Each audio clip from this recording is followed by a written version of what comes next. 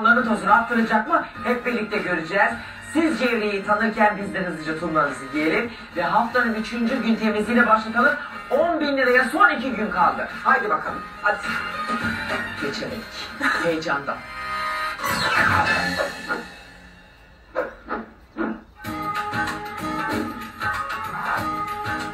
Cevriye Arslan, 41 yaşında. Bu evi hiç unutamıyorum. Bu arada ayaklarımı uzattım, bakın dinleniyorum. Adam şaşala işemiş, koltuğun yanına koymuştu. Vallahi akrep var orada. Akrep Allah'ım, fareler akrepler ya. Ölmüş fareler çekyatın altındaydı. İddiasını ispatlamaya geliyor. Ay, hiç unutmuyorum, Bakırköy'de bir evdi.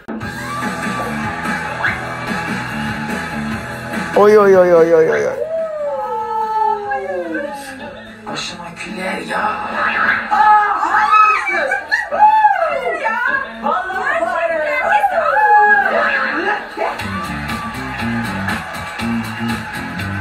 Bu fayansların çirkinliği ne? Bu niye böyle gelin duvağı gibi buradan sallanıyor? Falan zannettim ben. Ooo, klozet.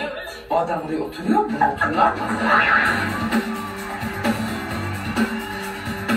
Önce banyoya, mutfağa güzelce fısfıslayalım. Her şeyi fısfıslayacağız da biz bu evin hakkından geleceğiz. Geleceğiz. Koy Cevriye. Temizlik benim işim.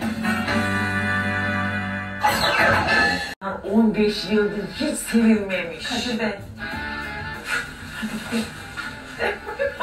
Bizim başka bir yere sözümüz vardı da. Biz bugün başka bir Yoksa inan olsun hiç şey yapmazdık, hatırınız kalsın da. Yalnız uyduduğu bahaneler. Bir sözümüz var bizim.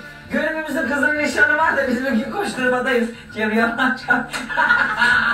Cevriye abla. Ya hayır ya. Aman Allah'ım. Bana bak kız, gittiğin evlerden birini düzgün yapmadın diye ev sahibi sana beddua Vallahi etti. birisi beddua etmiş galiba arkamda.